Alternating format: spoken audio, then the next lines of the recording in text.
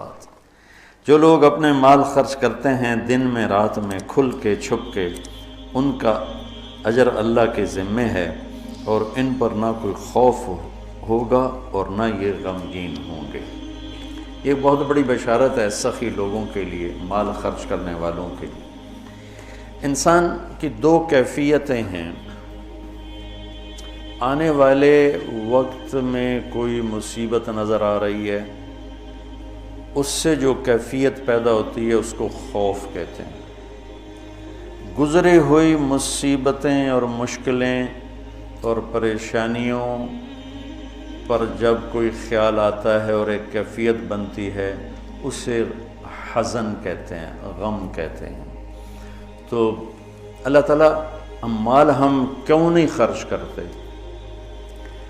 کہ بھائی بڑے دکھ دیکھے ہیں، اب تو دولت ہاتھ میں آئی ہے، اب اس کو لٹا دیں گے تو آگے کل کو ہمارے بچوں کا کیا بنے گا۔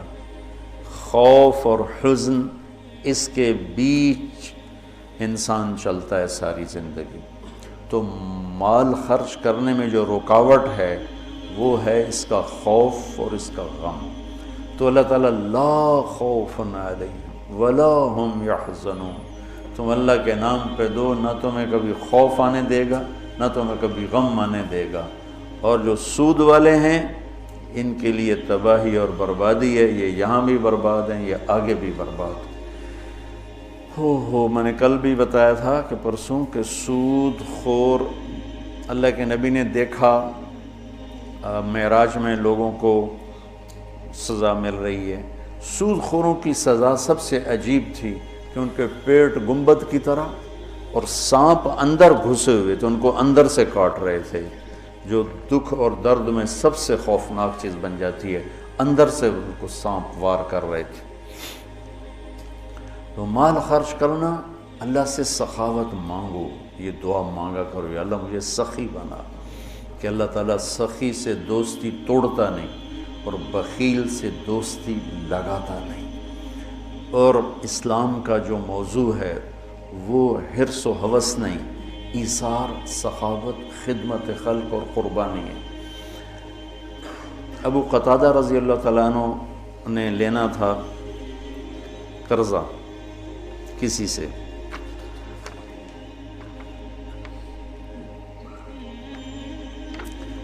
وہ لینے ان کے گھر پہنچے، وہ گھر چھپ گیا، تو باہر کھڑے ہو گئے، انہیں زور زور سے آواز دی، باہر نکل، مجھے پتہ ہے تو اندر ہے۔ وہ نکل نہیں رہے تھے کہ مانگے گا، میرے پاس ہے نہیں۔ جب انہوں نے بہت اصرار کیا تو باہر آ گیا، تو آپ نے فرمایا کیوں چھپ رہا ہے مجھ سے؟ کہ میں تنگ دست ہوں، ادا نہیں کر سکتا۔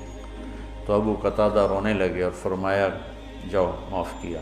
پھر فرمایا کہ جو اپنے قرض خواہ کو مہلت دے یا معاف کرے، اللہ تعالیٰ اسے قیامت کے دن اپنے عرش کا سایہ نصیب فرمائے۔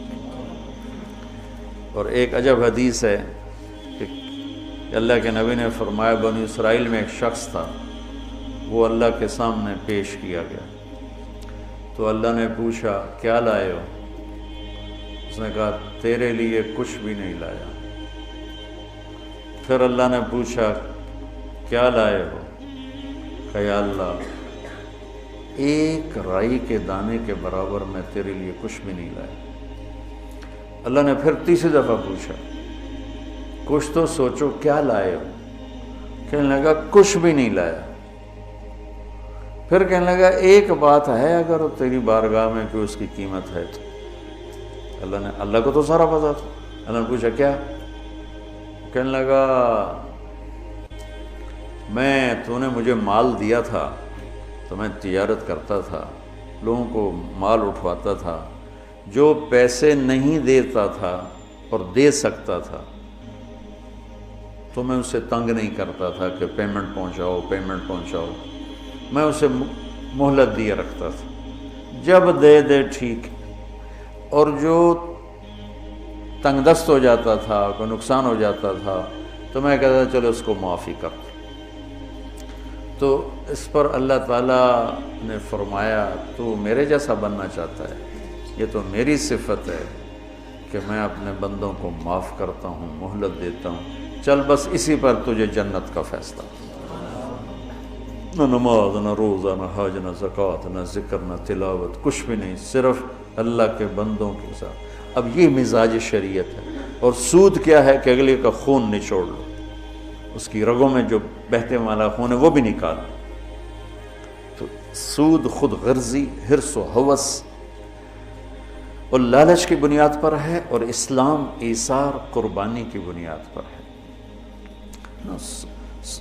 مدینے کے نبوی دور کی کیا زندگی، ایک صحابی نے بکرے کو ذبح کیا، اس کی سری ایک گھر بھیجی، اس نے کہا ہمارا تو آج کی روٹی ہے، اس کو دے دو، وہ اس کے گھر چلی گئی۔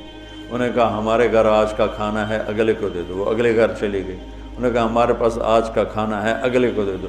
7 گھروں میں سری چکر کاٹ کے پھر پہلے گھر میں آ کے اگلے کو دے دو، اگلے کو دے دو، اگلے کو دے دو، اگلے کو دے دو۔ یہ اسلام کا ذوق ہے اور مزاج ہے، سخاوت، لوگوں کی خدمت، لوگوں کے کام آنا۔ ایک شخص نے کہا یا رسول اللہ ارید ان اکون خیر الناس، میں چاہتا ہوں سب سے بہترین فیصلہ بعد میں شمار کیا جاؤں۔